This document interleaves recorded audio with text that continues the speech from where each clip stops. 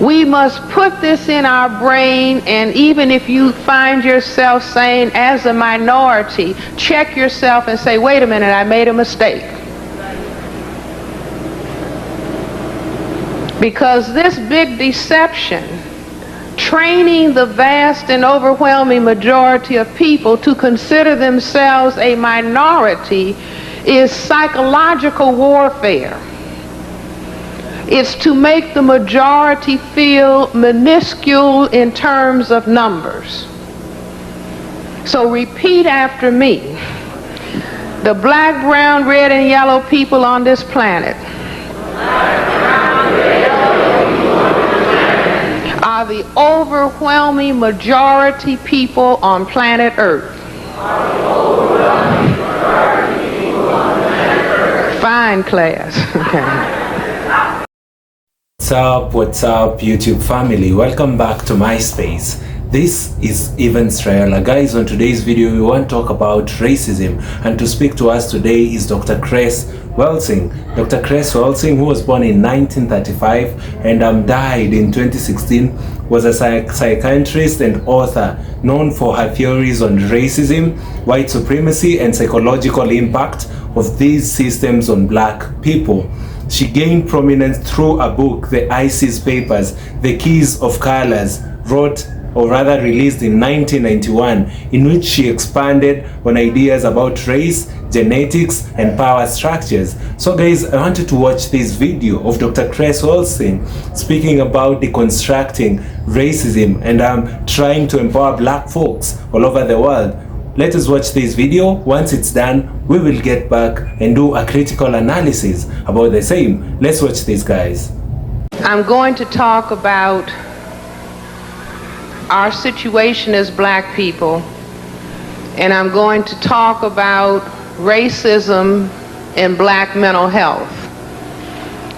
Before I go further, I want to share with you that a week ago tonight, I was at the University of Toledo in Ohio debating Dr. Charles Murray on the topic black genetic inferiority. Well, the real topic of the debate was genetics, intelligence, and race, or some combination of those words. I don't know what he's telling people, but I beat him.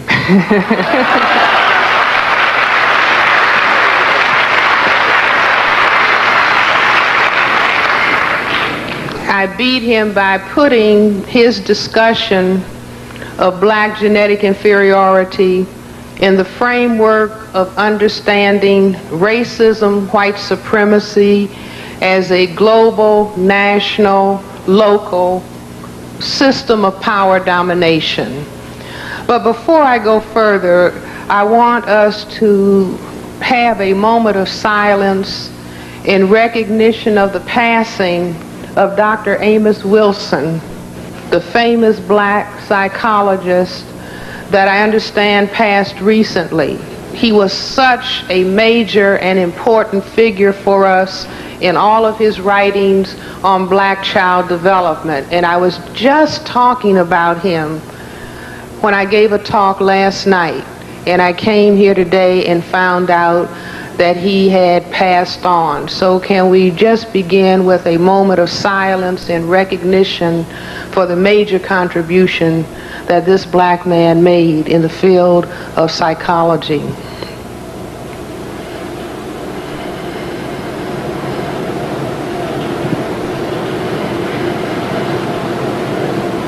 Fine. Racism. We are 5 years away from the 21st century. All of us as black people must participate in turning the future into what we all believe and know that it should be. A planet and a universe where there is justice. Justice does not exist on planet Earth today. This planet whether we like it or not, is dominated by the greatest system of injustice, the greatest system of violence that has ever existed on this planet.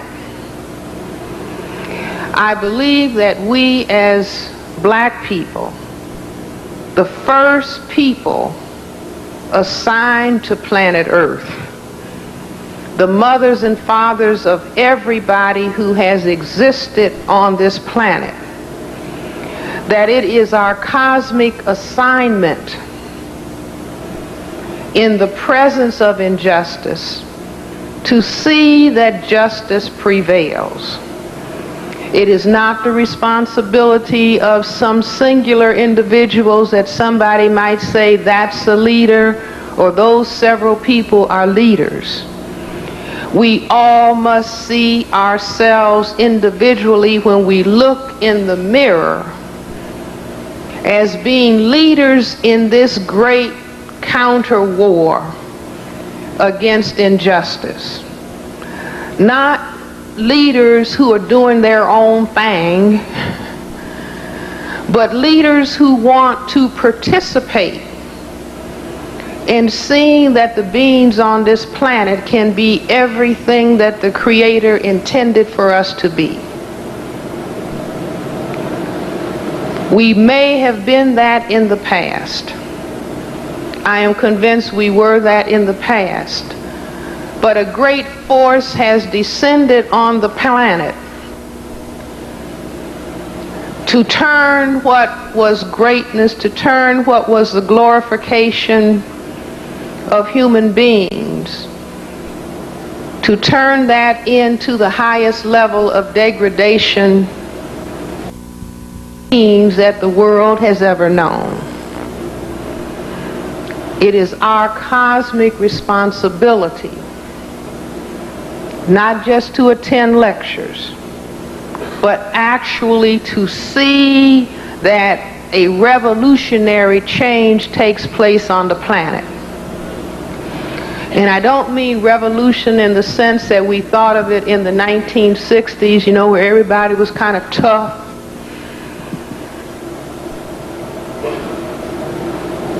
But we're creating a different kind of revolution that is based upon every single person that classifies him or herself as black having an in-depth understanding of what this war that is being waged against us is really all about.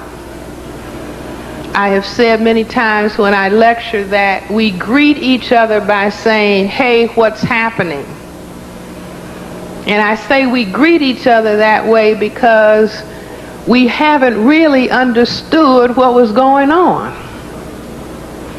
Because we have been the victims of a massive deception. We have been told, those of us who live in this area of the world, and really throughout the world, we have been told that we are living in a democracy. We have been told that we are in a system where there is equal opportunity for everyone. Tragically, we have been told a gigantic lie, and that lie has been told over and over and over and over again. We are living in a system of racism, white supremacy. It is not a system of equal opportunity. It is a system wherein, let me go to my blackboard. Can you all see this board, or I don't know if it can be seen. Sometimes I think the blackboard is my security blanket. But we have to, each and every one of us, we have to have it clearly in our heads that we are on a planet in which we have been told we are the minority. Let everyone in this audience put it in their brain computer once and for all. That's the first big lie. 1/10 of the people on this planet have skins that are white. Only 1/10. 9/10 of the people on this planet, the overwhelming majority, are black, brown, red, and yellow. We must put this in our brain, and even if you find yourself saying, as a minority, check yourself and say, wait a minute, I made a mistake.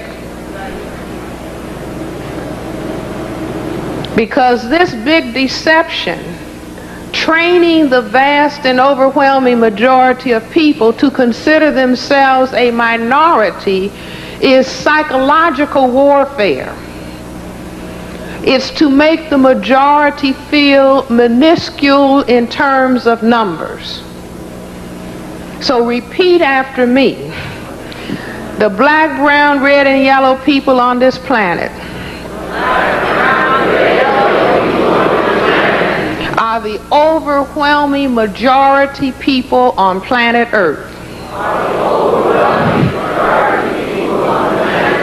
Fine, class. Okay. The second gigantic lie is that something is wrong with the genetics of black people.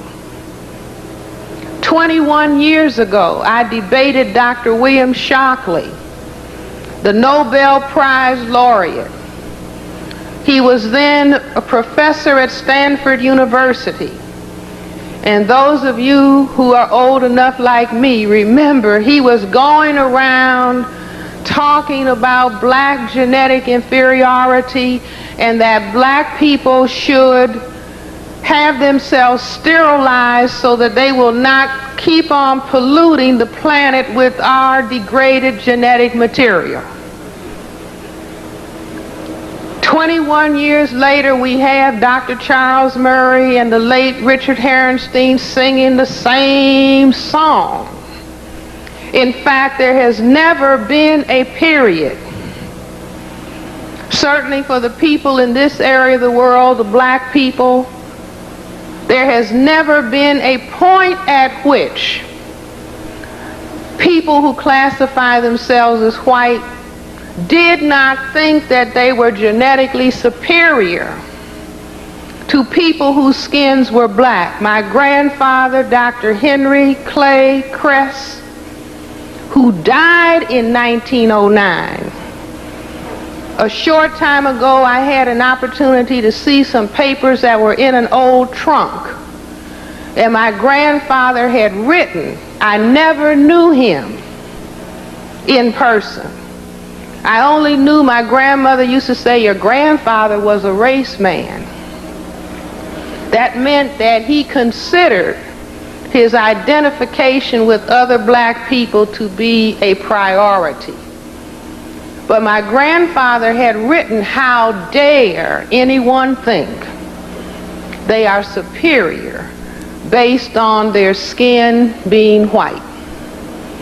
Do you see? But this hype about black people being genetically inferior is a denial of reality and a projection. As a psychiatrist, this is what I mean, and I said this last week in the debate, that anybody who goes around saying, I'm superior, hey, did you hear?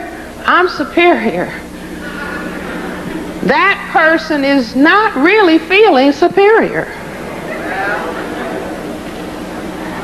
I said superiority always speaks for itself. You never have to wave a banner. But in my attempt to understand what racism is all about, because I wanted to be a good psychiatric physician to black people primarily, because they didn't have all of the psychiatric physicians that they needed, And when I took histories on black patients and found that their problems, whether it was drugs or alcohol or depression or psychosis, was stemming from confrontation with this horrible, destructive force in the environment that we call racism, I said, I got to understand what that really is all about.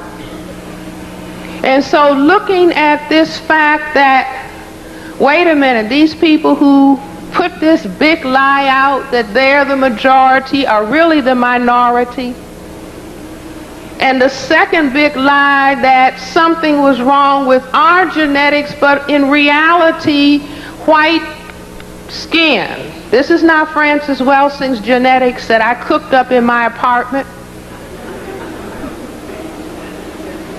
Skin whiteness is defined by white people themselves, but when they were talking about a white mouse or a white bunny rabbit, not themselves, that this is a genetic deficiency state.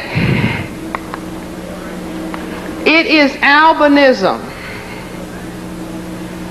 It is genetic recessive as opposed to being genetically dominant. So I put those two things together and said, I've got it. This is what racism is really all about. This tiny minority of people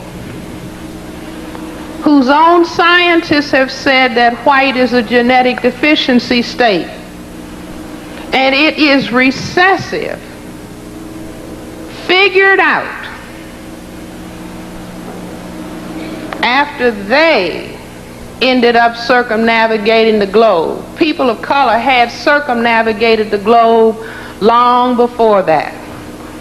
But people whose skins were white did not circumnavigate the globe until starting in the 15th century. And when they found out that everybody on the planet was colored, every place they stopped, every place those boats crash landed, it was some more colored people. And the colored people were receptive, kind, and fed these strangers. And they even allowed themselves to have sexual intercourse with the strangers. And the strangers found out, if they waited 9 months, that all of the children ended up looking like the colored mothers. And so they decided, we have a color problem. They didn't have to have a big genetics conference. They didn't even have the formal science of genetics at that point. But they found out that black plus white equals colored. Brown plus white equals colored.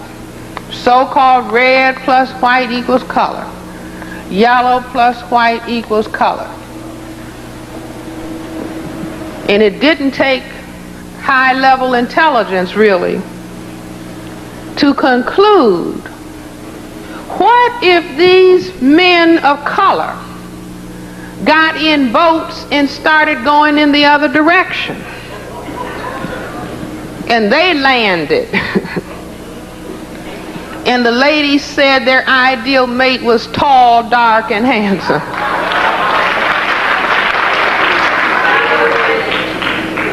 They realized that white could disappear. Are you with me?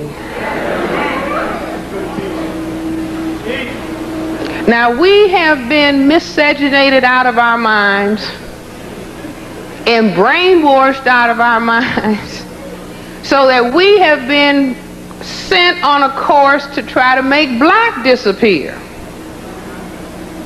Is that right?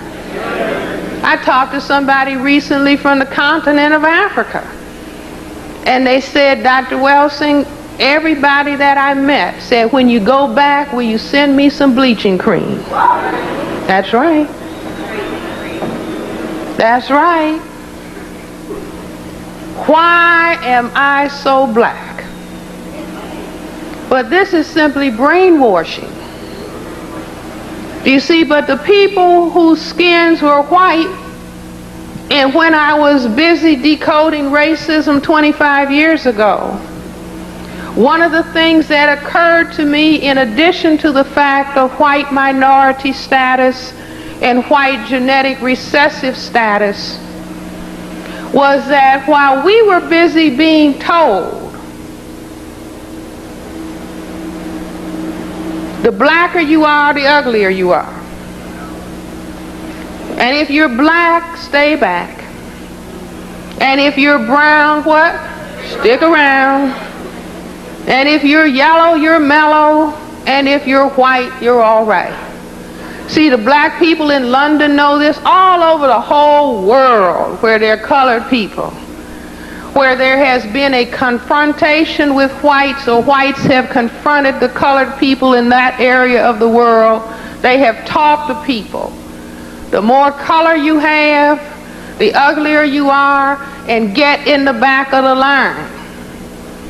Because that was the most powerful genetic status. And therefore, the more color you could create with your genetics, the greater the threat you were to white genetic survival. And this is why if you go to the prisons today, will you see black people at the lighter end of the spectrum or at the darker end of the spectrum? Class, what do you see? At the darker end of the spectrum. Now, under white supremacy, we will just learn, well, that's because they're black and bad. No. It's because that quantity of the production of melanin at the genetic level is perceived by the white collective as being the greatest threat. That's why it was easier to let Cubans come in than Haitians.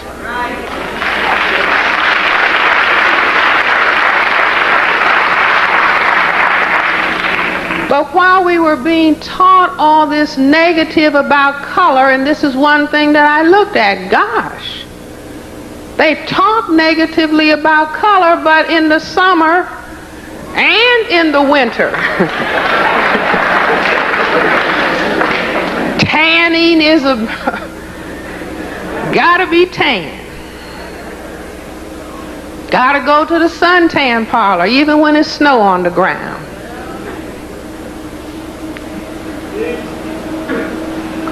A white student told me, I believe it was at George Washington or Georgetown University some time ago, and I was talking to these white students about racism, and the white student said, Dr. Welsing, did you know that we compete in the summer to see who can get the darkest? See, we didn't know that on our side of the track, right? It's like when I went to college, I went to Antioch College, and in those ancient days, 1951, integration was one black girl and one black boy per class. And here I was from the ghetto, from the south side of Chicago, and I saw all these white people the first spring. I was coming back from lunch, and all these bodies with clothes off, not completely naked, but there they were with their clothes off, and I was still shivering. Maybe it was April. And I hadn't seen this before. And I actually stood there, what are they doing? I realized that they were tanning. Do you see, the first time the sun comes out and gets a little bit warm? Last week.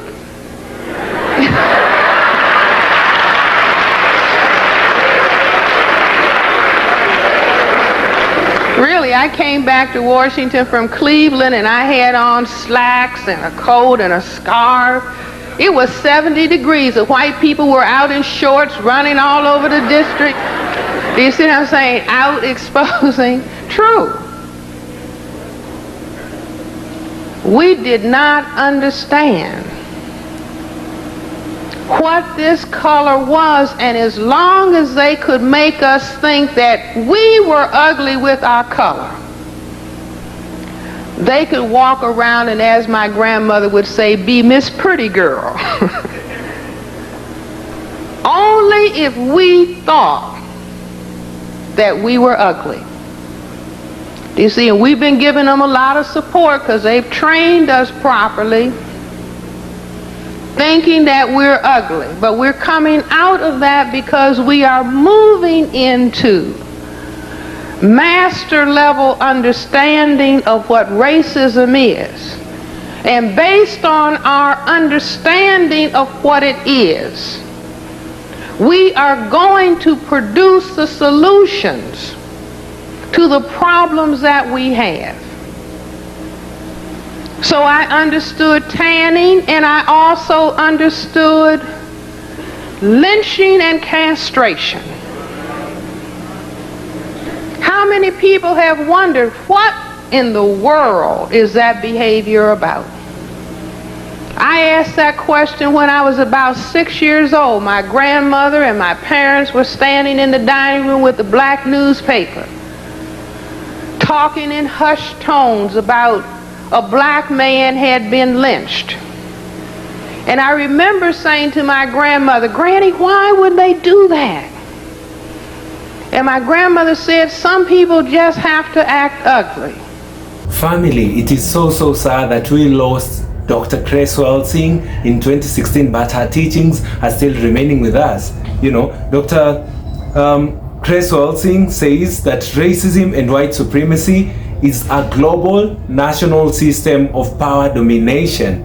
All black people must participate in turning the future to what it should be, a planet and a universe where there is justice. So Dr. Grace Welsing was trying to empower black folks and trying to tell them that we should regain our position as a people. It's time that we get outside there and cry for our justice, you know, and say that enough is enough. We need justice as a people. Justice doesn't exist on earth today. The planet is dominated by a system of injustice and violence. We as black people, the first people assigned to planet Earth, mothers and fathers of everybody who has existed in this planet, it is our assignment in the presence of injustice to see that justice prevails. You know, Dr. Grace Welsing says categorically that the black folks are the first people in this planet. So there is no way that we cannot fight for our justice. There is no way that we can remain silent, you know, in the face of oppression, in the face of discrimination, in the face of racism. She's trying to empower black folks and telling them, reminding them that we are actually the first people on the face of the earth. If anything, there are any other human beings, they came from black folks.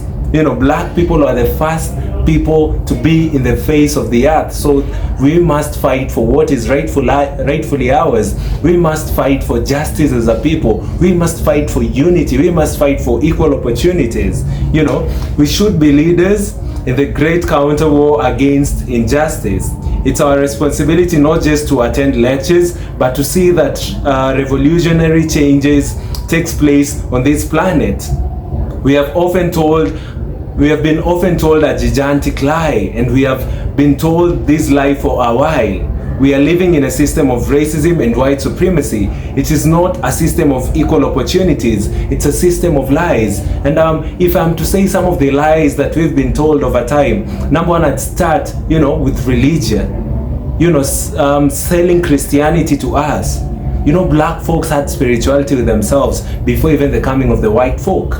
And afterwards, you notice what happened. You know, they used religion, they used Christianity just to ensure that they just make us dumb. You know, they've taught us that Jesus and many other Bible figures were white people. They used the same religion.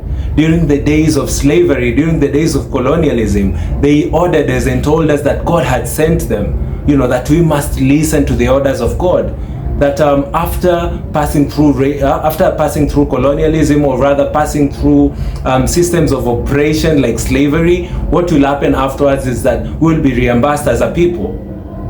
This was a moment that God wanted to punish us, and most of us agreed. We did not know. They lied to us. They brought to us a false Christianity, and some of these other lies that they did, according to Dr. Welsing, number one, that we were lied to that we are the minority. That's the first big lie that the black folk was lied to, that we are the minority people on earth. 1/10 of this planet are white, 9/10 are black, brown, and yellow people.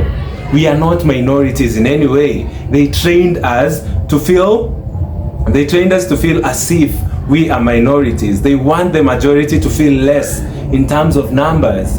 That's why they want to lie to you guys, that you are less, you're inferior, there's nothing good that can come from you. And over time, they enter the minds of many black people. And many a times, many black folk thought that we are indeed minorities, and the truth is we are the majority. The number two lie is that something is wrong with the genetics of black people. There are these people who say that genetics of black people is bad, and there should be an extinction of the black race, because we are continuing to spread our wrong genetic in earth. Some people came up with certain theories. Anybody who goes around saying they are superior, that person isn't feeling superior. Superiority always speaks for itself. So those white people who are going outside there and telling people that they are actually superior, you do not tell somebody that you're superior. Superiority speaks for itself. You do not need to mention it. You do not need to tell anybody that you're actually superior. I went further to do my research on the teachings of Dr. Welsing, and this is what I found out in the topic of racism and white supremacy. Dr. Welsing argued that racism was not just about individual prejudice, but was a global system designed to ensure white genetic survival. She believed that white supremacy was rooted in the fear of genetic annihilation, as she pointed out that people of color, particularly black people, have dominant genes in terms of skin color. According to her theory, this fear led to the development of oppressive systems that maintain white dominance through economic, educational, and social means. Then the second thing I learned is the white lies and misinterpretation of black history. She also addressed the ways in which history and media distort the contributions and identities of black people. Dr. Welsing pointed out that mainstream narratives often minimize the achievements of black civilizations, erase their influence in global history, and promote negative stereotypes that psychologically impact black self-perception. She saw these as a deliberate strategy to keep black people in a subordinate, position. Then last but not least is the psychological warfare and self-perception. One of her key concerns was how racism affects the black psyche. She argued that many black people internalize negative stereotypes, which leads to self-doubt and disunity. She encouraged black people to embrace their African heritage, reject their self-destructive behaviors, and build strong communities independent of white validation. Black folks, the biggest favor we can give Dr. Welsing, wherever she's sleeping right now, is by us trying, to regain our power as a people, by us unifying together, by us creating opportunities amongst ourselves. The biggest lie that the white supremacist has always been pushing is lie to the black folk and tell them that they are actually inferior. That has always been a lie, guys. Let us come together, empower each other, create opportunities for each other, and that way we shall grow as a black race all over the world. Thank you, guys. And last but not least, kindly do consider subscribing to this channel for amazing works in regards to the black history. Comment down below. Let me know what you think of Dr. Welsing's teachings. Kindly do consider subscribing to this channel for amazing works. And guys, thank you so much. See you all in my next episode. Goodbye.